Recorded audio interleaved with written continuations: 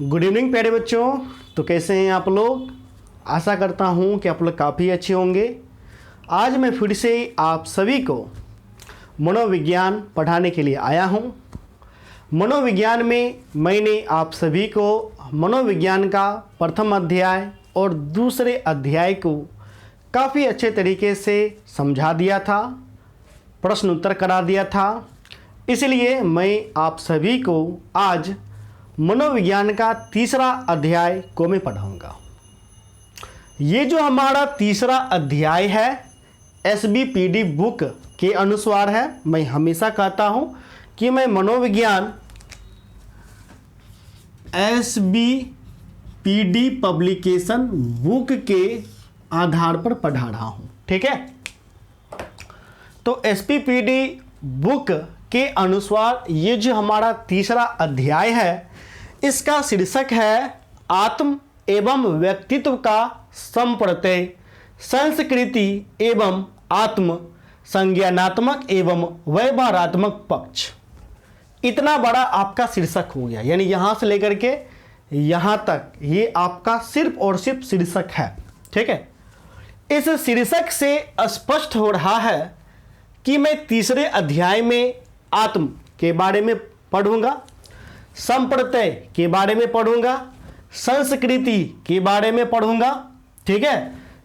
उसके बाद आत्म के संज्ञानात्मक पक्ष और व्यवहारात्मक पक्ष को हम लोग देखेंगे। तो कक्षा हो गया 12, विषय हो गया मनोविज्ञान, भाग हो गया 1, अर्थात तीसरे अध्याय का यह आपका पहला क्लास है, ठीक है। तो सबसे पहले हमें क्या समझना है? तो सबसे पहले हमें तो आत्म को समझना है, ठीक है। तो इसलिए जो हमारा पहला पॉइंट निकल करके आता है वह है आत्म संप्रत्यय। मैं आपको लिख देता हूं। एक तो मेरा हो गया आत्म, फिर एक मेरा आ गया संप्रत्यय। सबसे पहले प्यारे बच्चे हम लोग आत्म संप्रत्यय को समझेंगे। संप्रत्यय, ठीक है। चलिए, आपके बुक में हो सकता है लिखा होगा आत्म का संप्रत्यय। तो आत्म का संप्रत्यय या आत्म संप्रत्यय बात बराबर है। बात क्या है? बात आपका बराबर है।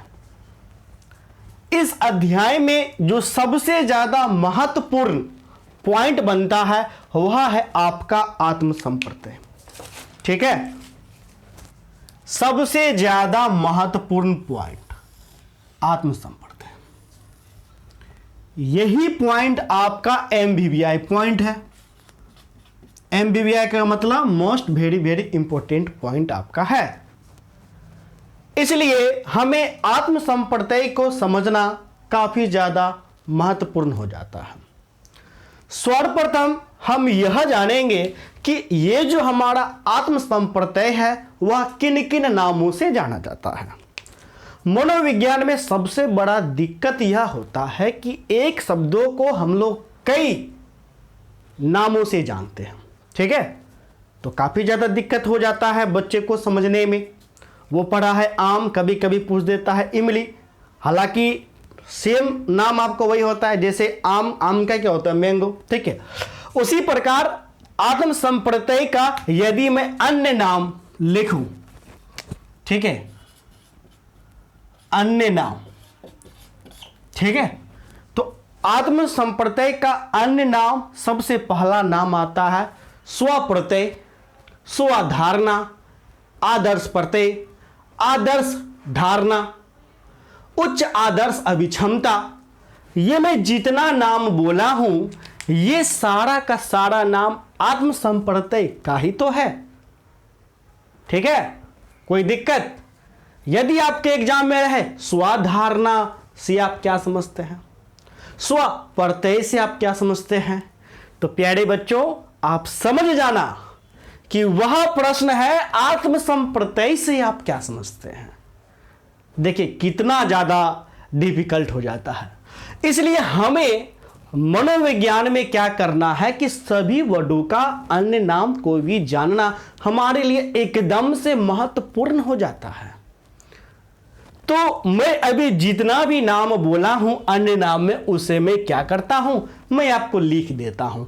और आपसे भी रिक्वेस्ट है कि आप जब भी पढ़ें तो कॉपी पेन निकाल करके ही पढ़ें, और पढ़ते टाइम यदि आप नोट कर लेंगे तो यकीनन वह चीज आपको याद हो जाएगा। ठीक है, चलिए तो मैं अन्य नाम में लिख देता हूं। अन्य नाम आपका निकल करके आता है, इधर में कर लेता हूं। और अन्य नाम इसका क्यों पड़ा ये भी मैं आपको बताऊंगा। सबसे पहला अन्य नाम है स्वधारणा। स्वधारणा, यदि आपसे एग्जाम में पूछेगा आत्म से क्या समझते हैं तो समझ जाइए स्व से क्या समझते हैं। स्व मतलब आत्म, स्व मतलब आत्म, धारणा मतलब संप्रत्यय। ठीक है, तो स्वधारणा पहला नाम, दूसरा स्व प्रत्यय, तीसरा नाम आदर्श संप्रत्यय, चौथा नाम आदर्श प्रत्यय, पांचवा नाम उच्च आदर्श अभिक्षमता। ठीक है, ऐसे ही आप अपने कॉपी में लिख लीजिए। ठीक है प्यारे बच्चों, आत्म संप्रत्यय का अन्य नाम क्या हो गया, स्वधारणा, स्वप्रत्यय, आदर्श संप्रत्यय, आदर्श प्रत्यय, उच्च आदर्श अभिक्षमता। तो ये जो पांचों नाम है, ये पांचों नाम किनके हैं, आत्म संप्रत्यय के ही हैं। तो ये तो मेरा क्लियर हो गया कि आत्म संप्रत्यय का ये पांच नाम के नाम से हम लोग जाने जाते हैं, जाना जाता है। ठीक है, अब हम यहां पर देखेंगे आखिर आत्म संप्रत्यय क्या होता है। ठीक है, तो हमें क्या करना है, हमें वर्ड को तोड़ के समझना है। कैसे समझना है, तोड़ के।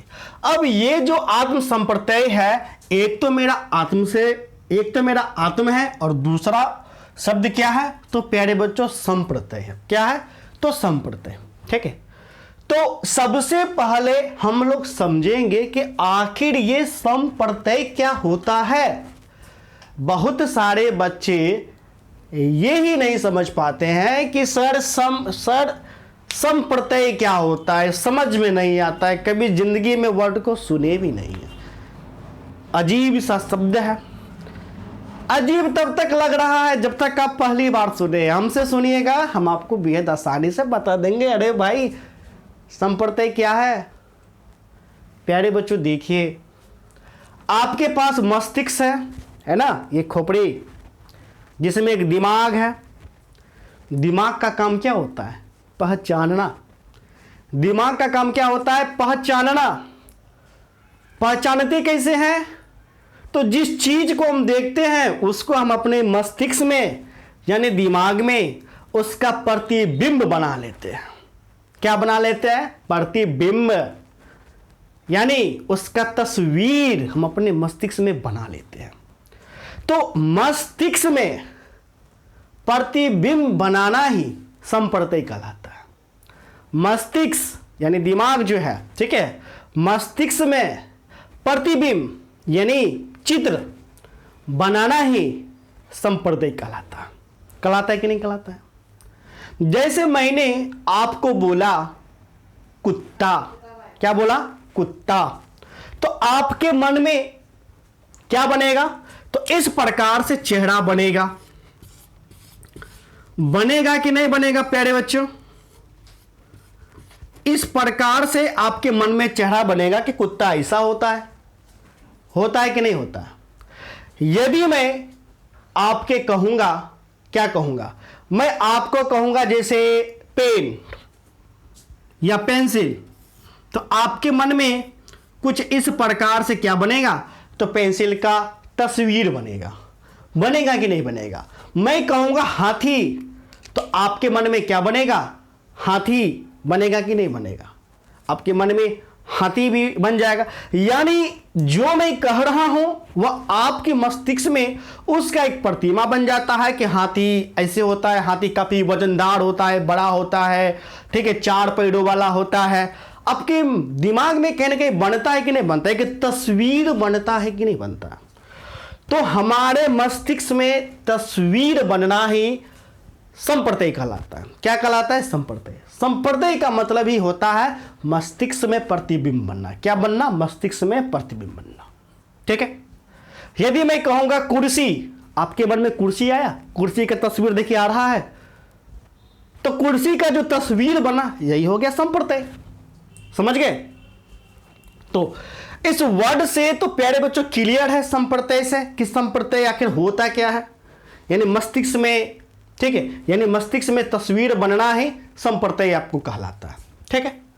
अब हम देखेंगे आत्म, कि आखिर आत्म क्या होता है। तो मैंने आपको संप्रत्यय तो बता दिया, अब मैं बताऊंगा भाई आत्म क्या होता है। तो प्यारे बच्चों, मैंने मनोविज्ञान का बेसिक क्लास आपको कराया था। मैंने कहा था कि जो हमारा मनोविज्ञान है वह दर्शन शास्त्र से बना है। किससे बना है? दर्शन शास्त्र से।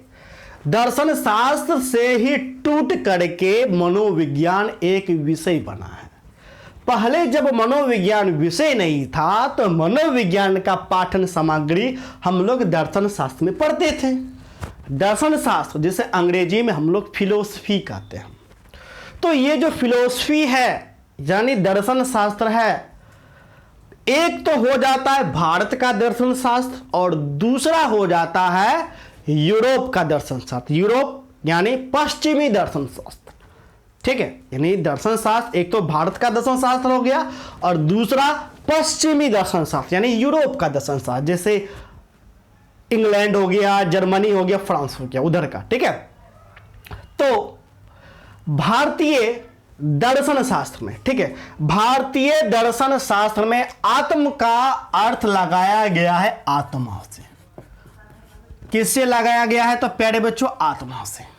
तो ये जो आत्मा जो अर्थ है यानी आत्म का अर्थ क्या?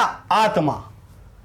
यह भारतीय दर्शन शास्त्र से आपको लगाया गया है। जबकि जो आपका यूरोपियन यानी पश्चिमी दर्शन शास्त्र है, पश्चिमी दर्शन शास्त्र से आत्म का जो अर्थ लगाया गया है वह है मैं, मेरा, मुझे। मैं, मेरा, मुझे, इससे लगा गया। मैं, मेरा, मुझे या मैंने, मुझसे, मुझसे यानी इनसे लगाया गया। समझ गए? तो आत्म का जो अर्थ है दो प्रकार से लगाया गया है। एक भारतीय दर्शन से यानी भारतीय दर्शन शास्त्र जिसका अर्थ यहां पर हो गया आत्मा, जबकि दूसरा अर्थ लगाया गया मैं, मेरा, मुझे, मैंने, मुझे से, यह पश्चिमी दर्शन शास्त्र से आपको लगाया गया है। तो यहां पर जो आत्मा का जो अर्थ आपको पढ़ना है वह पश्चिमी दर्शन शास्त्र के आधार पर पढ़ना है। ठीक है। अब जाहिर सी बात है कि हम लोग पश्चिमी दर्शन शास्त्र के आधार पर पढ़ेंगे तो इसका अर्थ हम लोग मैं, मेरा, मुझसे, मैंने, मुझसे, इससे हमको लगाना है। तो चलिए इन चीजों को समझते हैं और इस आत्मा को गोली मारते हैं यानी कि इसको हम काट देते हैं। कट गया। अब हम इसको देखेंगे। ठीक है। अब ये आत्म क्या होता है? आत्म का तात्पर्य है जो व्यक्ति होता है वह दूसरों से अलग करता है। वह दूसरों से अलग, जैसे कि आप दूसरा हो गए, हम आपसे, मैं अलग हूं। कैसे अलग हूं? अरे भाई नाम से। आपका नाम रमेश है तो मेरा नाम मुकेश है। अर्थात मैं आया कि नहीं आया? मेरा नाम मुकेश। अलग किया कि प्यारे बच्चों नहीं किया? एकदम किया। ठीक है। आपसे मैं और में अलग करता हूं, मैं गायक हूं। मैं क्या हूं? मैं गायक हूं। ठीक है। तो व्यक्ति अपने बारे में जो दर्शाता है कि मैं कौन हूं, मेरा अस्तित्व क्या है, मेरा वजूद क्या है, मेरा विशेषता क्या है। अरे मैं कौन हूं? मैं मुकेश हूं। मेरा विशेषता क्या है? मैं गायक हूं, है कि नहीं? मैं गायक हूं, मैं काला हूं। ठीक है। तो ये हमारा क्या हो गया? ये हमारा आत्म हो गया। अब इसी चीज को जब हम अपने मन में, मस्तिष्क में बना लेंगे, इसी चेहरा को कि मैं मुकेश, मैं गोरा, मैं मुकेश, मैं गोरा हूं, मैं गायक हूं, अपने मन में बना लेंगे, तो यही मेरा हो जाएगा आत्म संप्रत्यय। अर्थात आत्म मतलब खुद, यानी मैं स्वयं, इसलिए यहां पर आया स्वयं, स्व यानी मैं खुद, यानी खुद का धारणा बना लेना अपने बारे में क्या कहलाएगा? आत्म संप्रत्यय कहलाएगा। कहलाएगा कि नहीं कहलाएगा? जैसे मेरा नाम मुकेश है, ठीक है, मैं गायक हूं। ठीक है। चलिए, इसको तो प्यारे बच्चों समझने में किसी भी प्रकार का कोई दिक्कत नहीं। यदि यहां पर लिखना चाहते हैं तो लिख न लीजिए। आत्म, ये मेरा हो गया भारतीय दर्शन शास्त्र के अनुसार। यदि लिखना चाहते हैं तो ये भी आप लोग लिख लीजिए। छोड़िएगा क्यों? छोड़ना नहीं है, ए से लेकर के जेड तक पढ़ना। ठीक है। आत्म अर्थ लगाया गया है भारतीय दर्शन शास्त्र के अनुसार। मैं, मेरा, मुझे, मुझसे ये अर्थ लगाया गया है पश्चिमी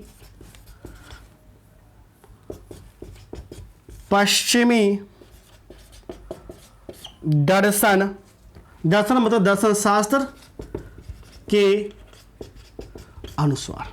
ठीक है। तो प्यारे बच्चों, यहां पर तो समझने में किसी को कोई दिक्कत नहीं, आत्म संप्रत्यय को कोई दिक्कत नहीं। आत्म, ठीक है, मैं, मेरा, मुझसे है, यानी अपने बारे में रूबरू करा देना, अपने बारे में एक धारणा बना लेना। मैं कौन हूं, मेरा अस्तित्व क्या है, मेरी क्या विशेषता है, यही आपका क्या है? तो आत्म है। जब इसी को जब हम एक अपने मस्तिष्क में एक प्रतिबिंब बना लेते हैं तो यह आपको संप्रत्यय हो जाता है। इसलिए इसे कहा गया आत्म संप्रत्यय। क्या कहा गया? आत्म संप्रत्यय। ठीक है। चलिए, अब हम लोग देखेंगे व्यक्तिगत अनन्यता। ठीक है। तो यहां पर यह पॉइंट हमारा समाप्त होता है। चलिए, तो इसको मैं, यदि आप नोट करना चाहते हैं तो नोट ऐड कर लीजिए।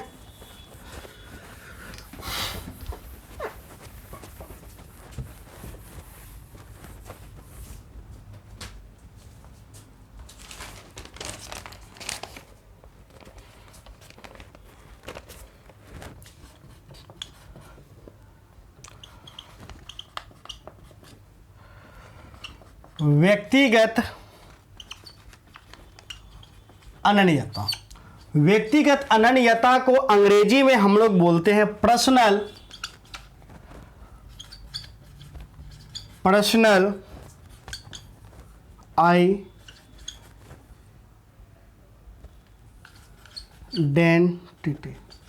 आइडेंटिटी। पर्सनल आइडेंटिटी अर्थात पहचान निर्माण भी इसे हम बोल सकते हैं। पहचान निर्माण। ठीक है। व्यक्तिगत अनन्यता। ठीक है। तो व्यक्तिगत अनन्यता, हालांकि यह आपको समझ में नहीं आया होगा, अंग्रेजी समझिए। पर्सनल आइडेंटिटी यानी पर्सनल यानी खुद का, आइडेंटिटी मतलब पहचान। खुद का पहचान क्या है? आपका खुद का पहचान क्या है? आपने कहा कि मेरा नाम मुकेश है, मेरा नाम मुकेश है। मुकेश जो कि औरत से मुझे अलग बनाता है कि नहीं बनाता? ये मेरा खुद का पहचान है कि मेरा नाम मुकेश है, और मेरा नाम मुकेश है तो मेरा खुद का विशेषता भी है। मैं एक गायक हूं। मैं क्या हूं? मैं एक गायक हूं। ठीक है। तो जब व्यक्ति अपने बारे में पहचान निर्माण करता है, क्या करता है, पहचान निर्माण करता है कि मेरा क्या नाम है, ठीक है, मेरा विशेषता क्या है, मेरा कद क्या है, मेरा कलर क्या है। जब अपना एक आइडेंटिटी देता है जो कि दूसरों से अलग करता है, वही आपको कहलाता है व्यक्तिगत अनन्यता। अंग्रेजी में कहिए तो पर्सनल आइडेंटिटी। समझ गए, बहुत इजी है। नेक्स्ट आपको चले आता है सामाजिक अनन्यता, अर्थात जब पहचान हम समाज के बारे में, ठीक है, चलिए यहां पर लिख देते हैं, बोलो सही पढ़ करता हूं।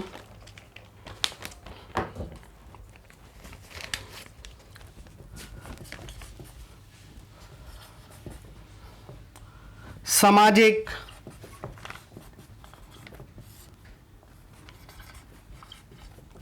अनन्यता यानी सोशल आइडेंटिटी, सोशल आइडेंटिटी,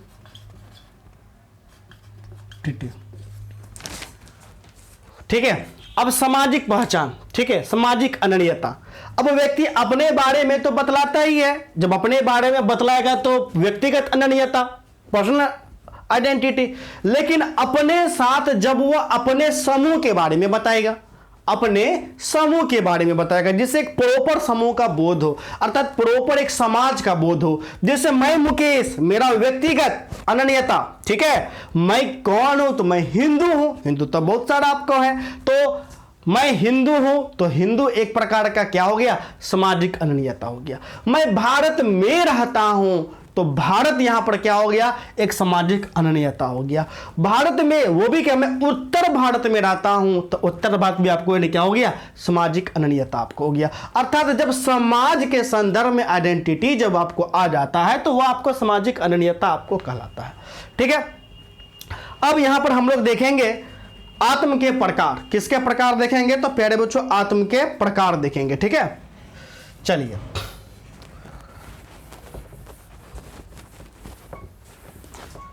काफी छोटा छोटा सब पॉइंट है।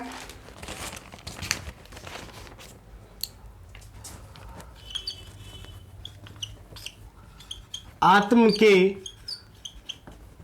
प्रकार, आपकी बुक में आत्म के 2 प्रकार दिया हुआ है, लेकिन अलग अलग रूपों के अनुसार जो है अलग अलग मनोवैज्ञानिकों ने आत्म के अलग अलग प्रकार दिया है, यानी आत्म के संदर्भ में मतभेद है। आपकी किताब में आत्म के संदर्भ में 2 प्रकार आपको दिया हुआ है। सबसे पहला आपका प्रकार आपको चले आता है कि भौतिक आत्म चले आता है, ठीक है। हालांकि आपके एसपीपीडी बुक में भौतिक आत्म नहीं दिया होगा, लेकिन मैं आपको लिख देता हूं भौतिक आत्म। भौतिक आत्म को ही हम लोग कहते हैं व्यक्तिगत आत्म, ठीक है, व्यक्तिगत आत्म, ठीक है। भौतिक आत्म कहिए या व्यक्तिगत आत्म कहिए, बात बराबर है। जब कोई व्यक्ति अपना भौतिक के बारे में हक जताएगा, यानी अपना उपलब्धि के बारे में हक जताएगा। अब मान के चलिए ये लड़का है, कमासूत्र लड़का है, बेचारा कमाता है, कमा करके एगो कार खरीदा, हालांकि कार नहीं बनना ठीक से, कोई बात नहीं, कार मान के चलते हैं, एगो कार खरीदा। तब ये लड़का कहेगा ना, ये मेरा कार है, ये मेरा काम है, खून एक एक पसीना बहा बहा करके मेहनत करके वो कार खरीदे हैं, तो अपना हक जाता रहा है कि नहीं जाता रहा है। और ये कार अपनी कड़ी मेहनत से ये कार खरीदा, इस प्रकार का ये कार खरीदना इसका मानो एक उपलब्धि हो गया। क्या हो गया, उपलब्धि हो गया, ठीक है। तो यह मेरा कार है, तो यहां पर किसका बोध हो रहा है, यहां पर भौतिक आत्म का बोध हो रहा है, व्यक्तिगत आत्म का बोध हो रहा है कि यह सिर्फ और सिर्फ मेरा ही कार है, ठीक है, समझ गए। यह मेरा घर है, मैंने कड़ी परिश्रम से इस घर को मैंने बनाया। तो यहां पर ये जो मेरा घर है, घर तो भौतिक अवस्था में आपको है, ठीक है, तो यह घर मेरा है, मेरा उपलब्धि है कि मैं अपने बुढ़ारी में जाकर के मैंने घर बनाया, तो एक प्रकार की उपलब्धि है। ठीक है, तो मेरा घर है, मेरा कार है, मेरा ये है, मेरा वो है, इस प्रकार का जो भी आपको आता है वह भौतिक आत्मा आपको कहलाएगा। क्या कहलाएगा? तो प्यारे बच्चों भौतिक आत्मा। ठीक है, तो इसे मैं लिख देता हूं। यदि आप लिखना चाहते हैं तो कई बार व्यक्तिगत आत्मा आपके एग्जाम में आता है। ठीक है, तो यहां पर मैं लिख देता हूं, इसमें व्यक्ति की भौतिक संपत्तियों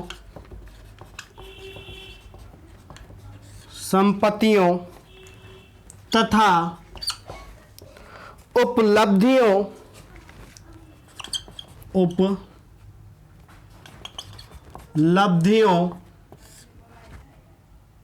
उपलब्धियां शामिल होती हैं,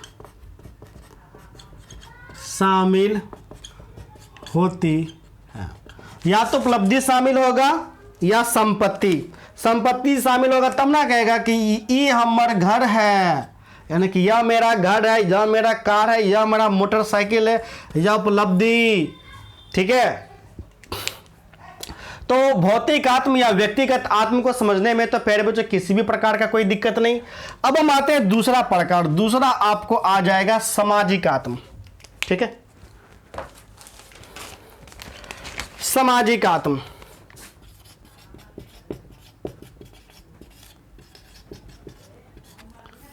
सामाजिक आत्म में समाज का बोध होगा। जैसे मान के चलो ये लड़का का शादी ब्याह हो गया, शादी ब्याह होने के बाद इसका एक बेटा हुआ, इस बेटा का नाम है, क्या नाम है? विकास। ठीक है, अब ये कहता है कि यह मेरा बेटा है। यह किसका बेटा है? यह मेरा बेटा है। तो यहां पर यह मेरा बेटा, तो मेरा बेटा, ये जो बेटा है यह समाज का बोध हो रहा है, अर्थात यहां पर हमारा सामाजिक आत्मा आता है। क्या आता है? सामाजिक आत्मा। अब ये लड़का मान के चलो ये मैं हूं और ये तुम हो। मैंने कहा यह मेरा स्टूडेंट है, यानी कि यह मेरा छात्र है, यह मेरा क्या है? यह मेरा छात्र है। तो ये भी आपका सामाजिक आत्म का निर्माण करता है। किसका आत्म का निर्माण करता है? तो प्यारे बच्चों सामाजिक आत्म का निर्माण करता है। ठीक है, समझ गए? चलिए, तो प्यारे बच्चों मेन जो पॉइंट है, मेन पॉइंट आपका समाप्त हो गया है। यही आपका मेन पॉइंट है, यहीं तक मुख्य तौर पर से आपके एग्जाम में आते हैं। उसके बाद का जो आ जाता है संज्ञानात्मक और व्यवहारात्मक पक्ष में, इसके अंतर्गत हमको पढ़ना पड़ता है आत्मसम्मान। आत्मसम्मान, ठीक है, काफी इजी है, क्वेश्चन आंसर में ही मैं इसको समझा दूंगा। आत्मसम्मान के बाद आपको आत्मक्षमता, उसके बाद आत्मनियंत्रण। ठीक है, आत्मनियंत्रण, फिर उसके बाद आत्मनियंत्रण की मनोवैज्ञानिक तकनीक, आत्मनियंत्रण की मनोवैज्ञानिक